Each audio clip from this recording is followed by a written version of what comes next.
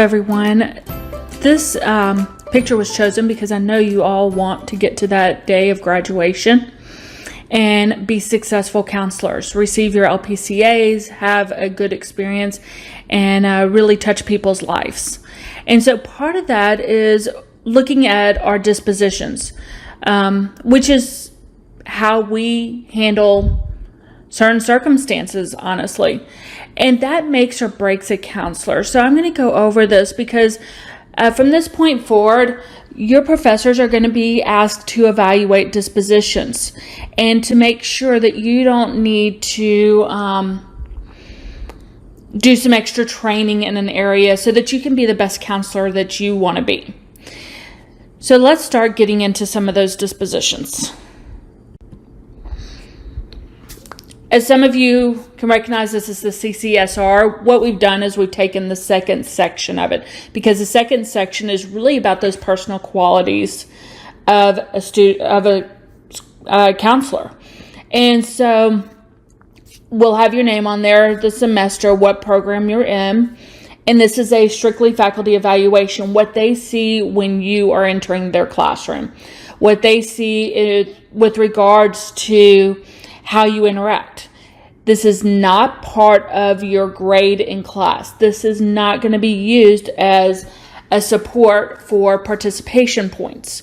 What this is used for is strictly an evaluation tool so that you can become the best that you can become as a counselor.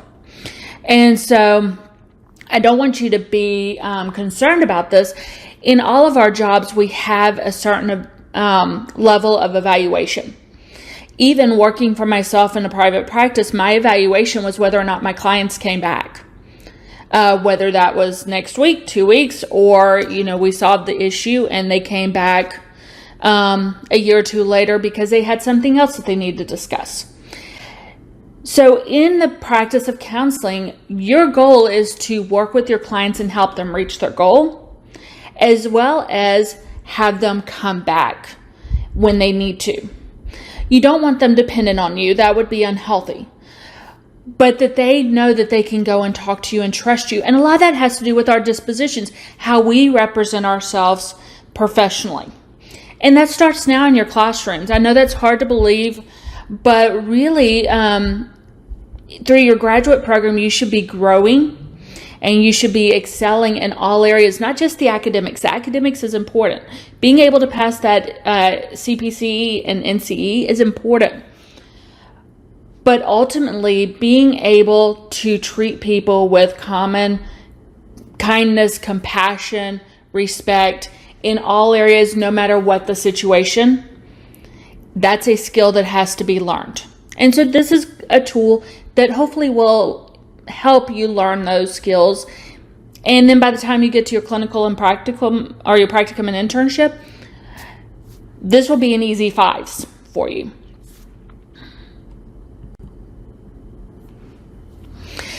Okay, so I'm going to focus on exceeds expectations because, I would like to see you all get 5s consistently. 4s are not bad. 3s are okay, but we really do not want to see 2s or 1s. If we see 2s or 1s, that might be a need for you to consider going and talking to somebody to work through whatever issues that you might be personally having that are blocking you from getting that 3, 4, and 5. No, we're not going to be perfect all the time. We don't expect perfection. We know that Jesus Christ was the only perfect human that lived. And so last time I checked, none of us are Jesus, which is a good thing. And so we want to aim for that 5. But 4 and 3s are okay. It's kind of one of the things that I tell students all the time. When I get home from the day, I look at what went really well. Those are the 5s. What went okay? Those are the 4s. And what can I improve on? Those are the 3s. So my goal every day is to improve on those 3s, get those up to 4s, and either keep the 4s at 4s or move them up to 5s, and definitely keep the 5s at 5s. So what does a 5 look like? The counselor or trainee demonstrates strong, exceeding the expectations of a beginning professional counselor, knowledge, skills, and dispositions in the specified counseling skills, ability to facilitate therapeutic conditions, and professional disposition and behavior. So what I look at this as is you provide a safe environment. You disagree with something that the university's doing, your professors saying or doing, or that maybe even I'm saying or doing as the chair, and you provide a safe environment so that way it's a good, healthy conversation between you and whoever it is that you need to speak with. That's the professional disposition and behaviors.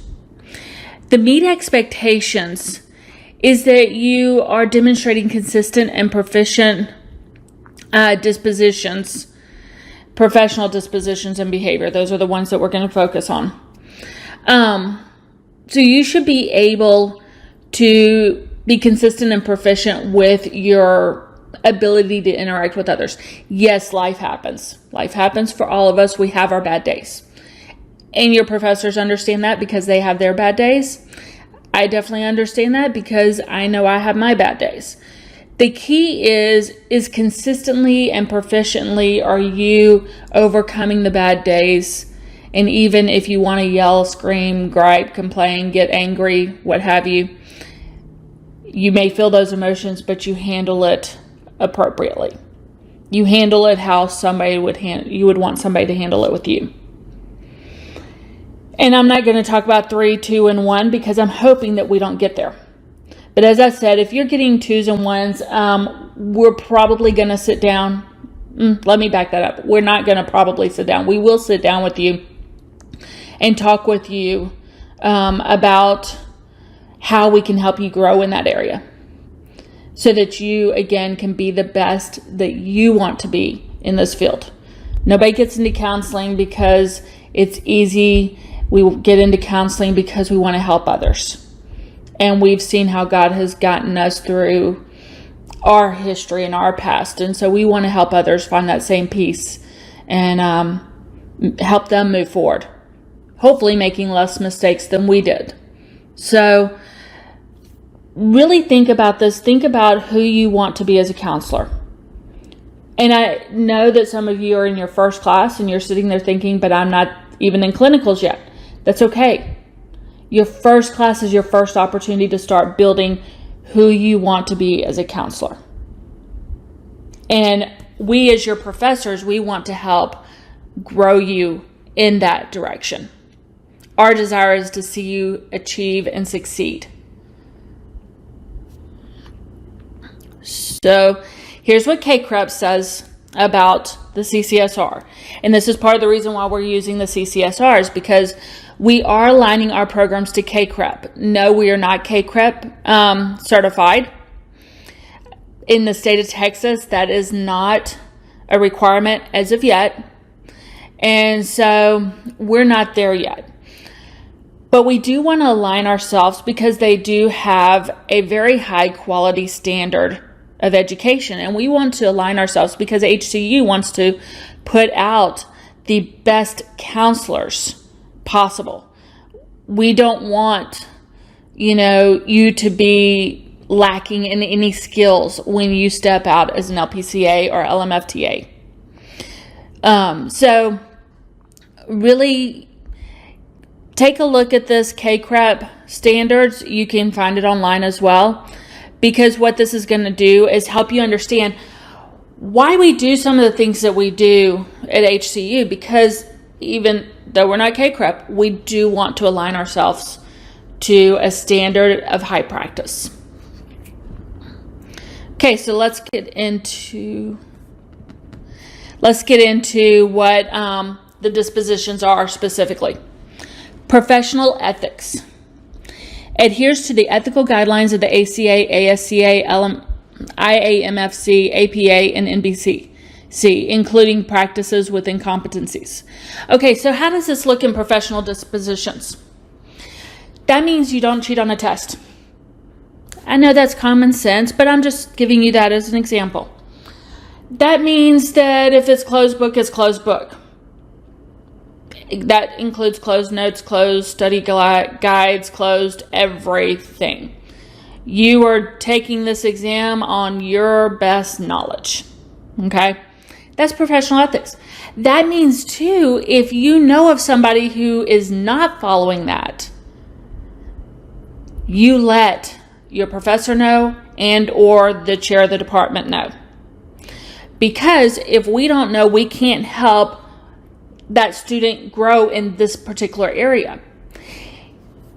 Professional ethics is one of the biggest issues for why people are brought up in front of the state board and potentially lose their license. It starts minor. You may say, well, I can use my notes on this test because, nobody's going to know I'm taking it at home. I'm an online student or I'm a residential student. I'm taking it at home. And you could. That's between you and God. But somewhere down the line, that tends to grow. And it snowballs into something bigger. And then it becomes something bigger. And then it becomes something bigger. And before you know it, you've made a major professional ethical decision that could cost you your license and all of your hard work. And so you really want to get to that 5 on that one. That one, you want to keep that as at 4 or 5 because, yes, you're going to have your days where you make a bad choice. But really, if that becomes a consistent behavior for you, that's a major red flag for you. Professional behavior behaves in a professional manner towards supervisors, peers, and clients, includes appropriate dress and attitudes, able to collaborate with others. So you're in your first class. You've been at work all day. You're tired. You want to come in your sweatpants and t-shirt to class at night. Well, you have to think about, does that display the professional behavior? Does that display something of a counselor to be? I'm not saying you have to wear dresses and hose and ties and, slacks and all that. Not at all. But you want to dress a little bit more professionally. So for me, in my practice, a lot of times I'm wearing jeans, a dressy shirt, and some boots or some nicer shoes that, kind of dress up the outfit, the dressy casual look. And that makes me do my best work because I'm prepared. I've got the mindset. I'm dressed in the mindset of one who is in a professional environment. So in other words, you don't want to be wearing your crop tops, your PJs, your sweatpants, things like that constitute I'd rather be at home chilling on the couch. Again, we're trying to move you toward a professional career field. And if you've been in my 5309 class, you already know that counseling has a bad name out there. We do not need to provide it any help. We want to improve our name out there. Okay, next one. Professional and personal boundaries. Maintains appropriate boundaries with supervisors, peers, and clients. Okay, so this kind of ties in with the last one, and I'm going to go back to the last one for just a second because I did forget one part. If you have a disagreement with somebody, you are not going to like everything that your professors tell you. You're not going to like everything your site supervisor tells you. You may work for somebody that you don't like everything that they say. But there's a way to address the issue professionally. And you all know this because you've kept jobs. So you want to make sure you do that same approach in your education. So if you've got to address a professor, address the professor with respect. Kind of like your boss holds your pay in your hand, your professor holds your grade in your hand. Now, I'm not saying professors have the right to, manipulate grades because they don't like the way you talk to them. That's not what I'm saying. But what I am saying is that sometimes I think we feel like, well, I can say whatever I want to say to my professor because I don't work for them. And, if I, make them mad, oh, well, I still am in program. Whereas if I say whatever I want to say to my boss, that could cost me my job. I hope you see that relationship there. And maintaining appropriate boundaries. You're going to build relationships with your professors, as you should. And hopefully they're all positive relationships. But there's still a professionality there. They are still your superior. You are still their student. There is an imbalance there. So while we want to have a good, positive relationship with you, while we want to get to know you and know what makes you you, there's an appropriate boundary. I know some professors will invite students to lunch. I had a professor that did that every time we would have intensives. We'd have one day where the whole group would go to lunch. Well, that's fine if it's the entire group, but if it's just you and the professor, especially if you're of opposite genders, there's a potential there. So you want to make sure that you're maintaining appropriate boundaries just as much as the professor makes sure that they're obtaining appropriate boundaries. All right, I think I've harped on that one enough. So let's go to knowledge and adherence to site practice policies. Okay, so you are probably not in your clinicals yet. So this is how this is going to look for you. Adherence to class policies means when an assignment is provided, there's a reason for that assignment. You do the assignment. You may not like the assignment. You might find the assignment stupid. You may find it redundant. But you do it because there's a rhyme and a reason. All of your professors are state licensed. All of your professors have either worked or are currently working in a practice at some place. We know what's going on out there. We see what's happening out there in the field. You need to trust us. And you need to do your work.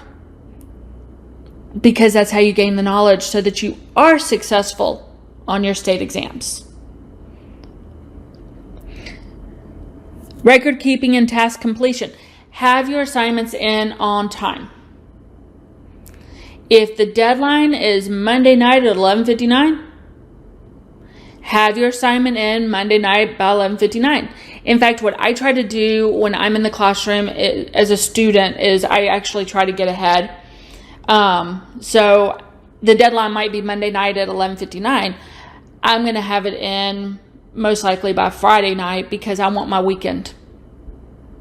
So I build my schedule so that way Monday through Friday I work, and Saturday and Sunday I can relax and I can just enjoy me time and self-care. And if I'm lucky, I get to just start the self-care on Friday. Some days it happens, some weeks it happens, some weeks it doesn't. But build your life, build your schedule, look at your upcoming semester and say, okay, how can I build my schedule in such a way to where I am successful? Not a successful. I want all of you guys to make A's, but an A does not mean that you're going to be successful. An A means you know how to memorize stuff for a book or for a test or to write a decent paper. I want you to know the skills so that when you get into practice, you know what you're doing. You can take the book knowledge and you can apply it, because everybody can have book knowledge, but if they can't apply it, it does no good. Take, for example, you read the Bible. You have the knowledge of the Bible. And you can tell me everything about the Bible, way more than probably I could as a minister's kid. But if you don't know how to apply the Bible to your life or to help apply it to somebody else's life, then you're not connecting. You're just jumping through the hoops because the church says we should read our Bible. Don't jump through the hoops in this program. Connect with the material. That is how you're successful. Is you connect with the material. You can see, oh, I can apply this to this situation. Oh, my friend has this situation. This would work perfectly. Don't counsel your friend. But your brain starts going in that direction because you're now taking the material and you are applying it. To me, that makes a better counselor than the ones who make straight A's. We should strive for the best of the best. We should work toward the glory of God. At the same time, we should also know how to apply that knowledge and apply it successfully. Okay, let's look at the next page.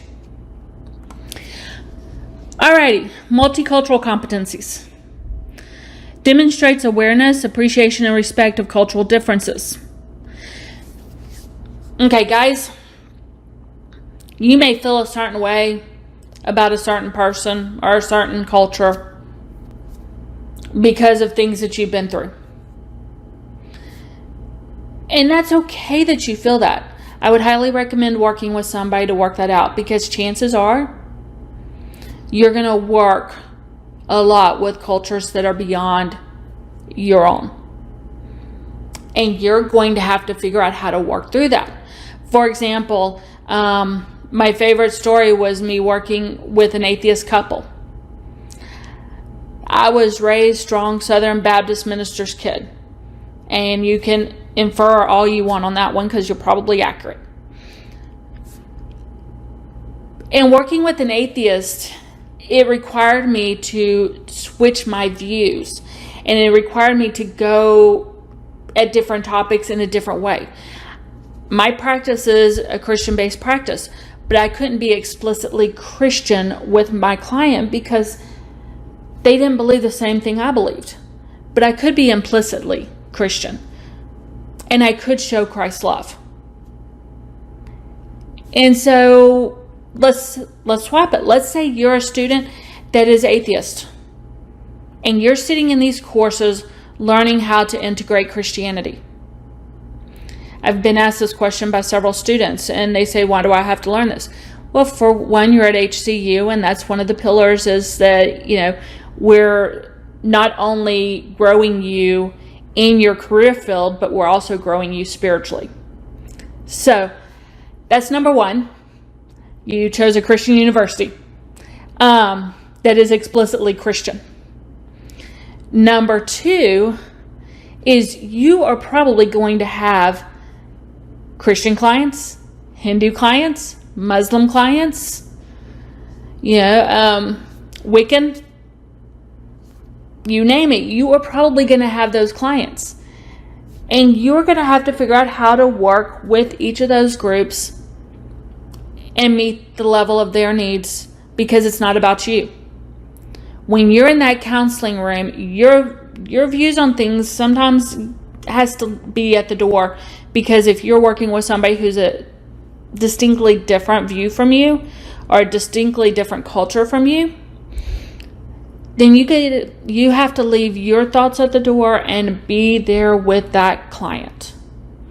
And so part of that is in the classroom, how that looks is being open to hear Christian approaches if you're not a Christian. As well as professors, we are open to each of our students who have different beliefs, thoughts, feelings. Okay?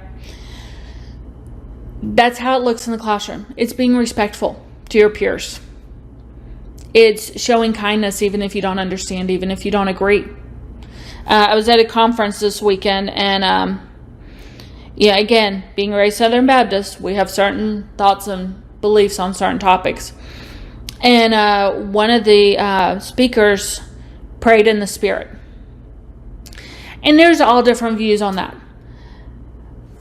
I have a very distinct view on that, but at the same time, it's not about me. It's about the person who's speaking and what they feel like is appropriate between them and God. See, when you're multiculturally competent, you're no longer judging either. You're loving people for who they are and understanding there are some things that are strictly between them and God, and the best thing that you can do if you're a Christian is pray. If you believe in, Hindu or Muslim, you can pray as well. Have positive thoughts, things of that nature. Okay? That one's a little bit of a difficult one, but we will get you through it. Okay? Emotionally stability and self-centered. That doesn't mean that it's all about you and you're narcissistic. Emotionally stability and self-centered means that you are focused on keeping yourself balanced. You're not living in the extremes. You are keeping yourself balanced. Even if life is falling apart around you, you are keeping yourself balanced. This one's a big one because, what tends to happen whenever you're in counseling courses is things open up. I heard it said one time that the best counseling is get a counseling degree. There's a level of truth to that, and there's a level of that is so wrong. What you need to be focused on, if you are not able to stay balanced in all areas of your life, socio-economic, spiritually, psychologically, mentally, if you are not able to stay balanced, I recommend taking some time off and getting yourself in counseling. It's going to be needed because somebody who comes in to see you, they need somebody that's balanced to help them through the situation.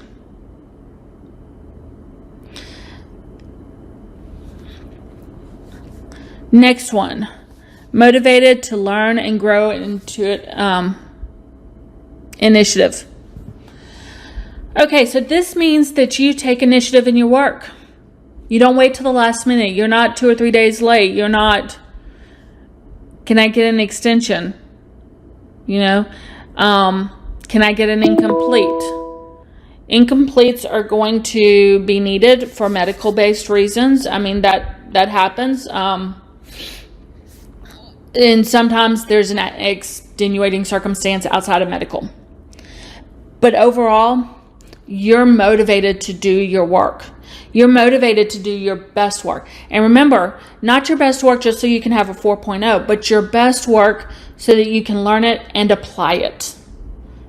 Okay? And be successful. Openness to feedback. This one's a toughie. You are not always going to get positive feedback. I've been in this field 10 plus years.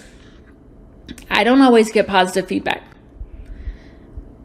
You have the choice when you get feedback to either sulk, woe is me, get mad, get angry, yell, scream, the adult temper tantrum, essentially. Or you can take it, process it, and see if there's any truth to that.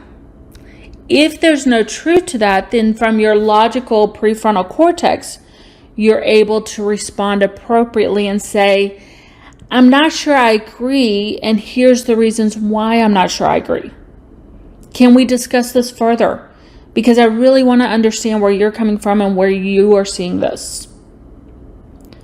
Rather than you're so wrong for doing this. I can't believe you said this. My paper is perfect. I had no mistakes whatsoever, and you gave me a 70, blah, blah, blah.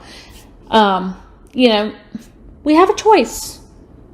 Second option, adult temper tantrum. First option, coming from a prefrontal cortex response, logical, maturity.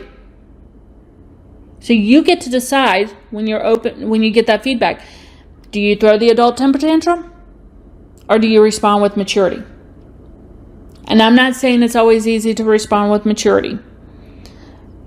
But take time before just responding off the cuff.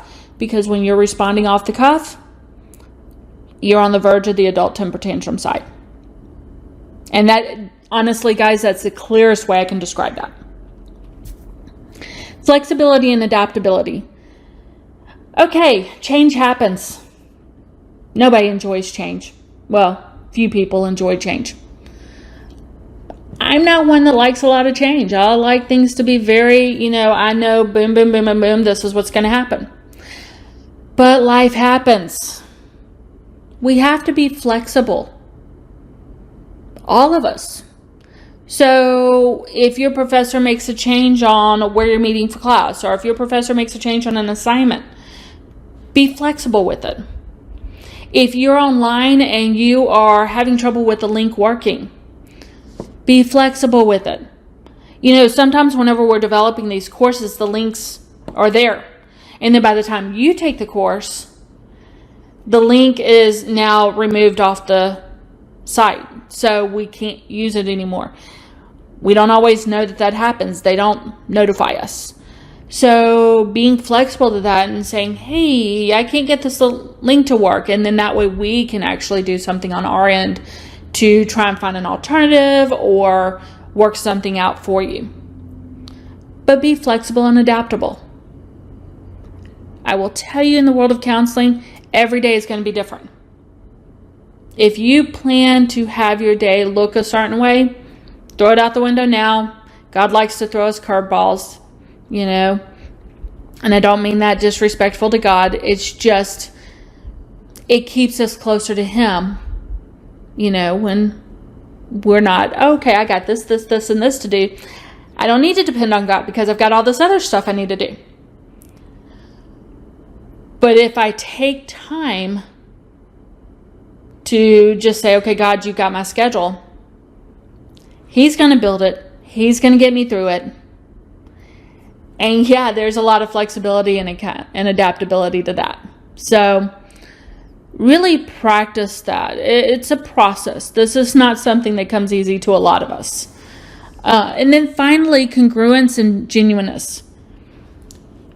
Be real. Don't be one way in the classroom and then another way on group meet. Don't be one way on group meet and another way in the classroom. Be real. Let your yes be your yes and your no be your no. What you say and do should be authentic. And if you're not being authentic, then you're becoming a chameleon. And when we become a chameleon, we tend to people please. And when we tend to people please, we are not working as counselors anymore. We are working on how do I make everybody happy, and it burns you out as a counselor. So again, this is one of those things that if you're struggling in this area, talk to somebody. Have you a weekly counseling session? Have you a bi-weekly, monthly, something? Talk to somebody professionally and work through these things. Don't be ashamed about doing that. I've worked with a handful of counselors as clients throughout my years. We have life that happens. I went through a situation last year, about this time last year. I ended up talking to somebody for a little bit, and it helped me get past. Things happen in our lives, and sometimes we just need that extra help. And if we are sitting there saying that counseling is important, then why are we not sitting down and talking to a counselor when we need to? Why are we so afraid as a profession to not go and seek help?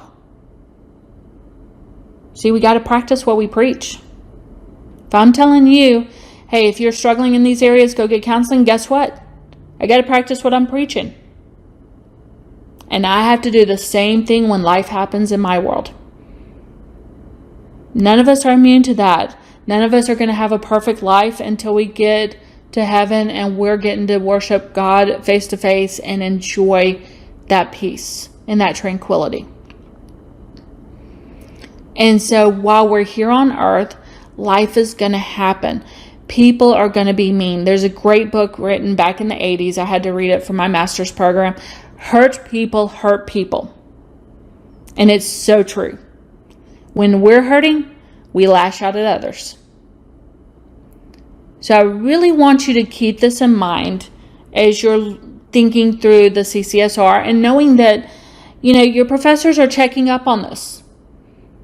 If they feel like it's something serious, they may have you actually sign this and sit down and talk to you. But these are things that we are watching for from day one. And these are things that could keep you from moving on to your clinicals if they are severe enough, because you're not growing. And so we've discussed as a department, starting from the beginning and really working with you guys on building these skills so that way you are phenomenal when you get into your clinicals, because you're prepared. We've prepared you adequately.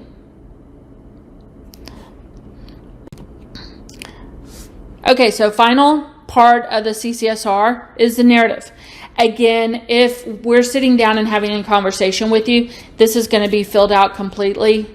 You're going to sign it. Your professor's going to sign it. It's going to be added to your academic file. So that way we can address these things in a way that is appropriate. Now, let's say we see an issue, and it's one issue out of all of those issues I went through. Maybe it's multicultural competence. Then we're going to talk to you about it, but we may not actually go through the process of filling this form out. But we will talk to you about it. So please keep this in mind in your classwork. We want the best for you. We want to prepare you to be the best. We want HCU's name out there to be, oh, you're from HCU. Fantastic. I'd love to work with you. Not, oh, you're from HCU. I'm sorry, I'm full. There are universities out there that get that, I'm sorry, I'm full. I personally have certain universities that I work with and certain universities I don't. Now, before you start thinking, no, I cannot work with HCU students while they're in school because that's unethical and that's a dual relationship. But if I knew, let's say before I started working for HCU, if I had a student contact me to work with me, I would feel more comfortable because I know they're from HCU. I know the caliber and the education. So that's what we want for you guys, to be the best of the best that you can be, both spiritually and practice-wise. I hope you guys understand this, and I hope you see it as that we do want to see you reach your goals. You are always welcome to reach out to me if you have any questions or concerns. I'm always there. I do tend to respond within 48 hours, sometimes quicker, sometimes it takes a little longer, but do try to respond within 48 hours. And so if you ever need anything, don't hesitate. Y'all have a blessed day, and look forward to seeing you in class.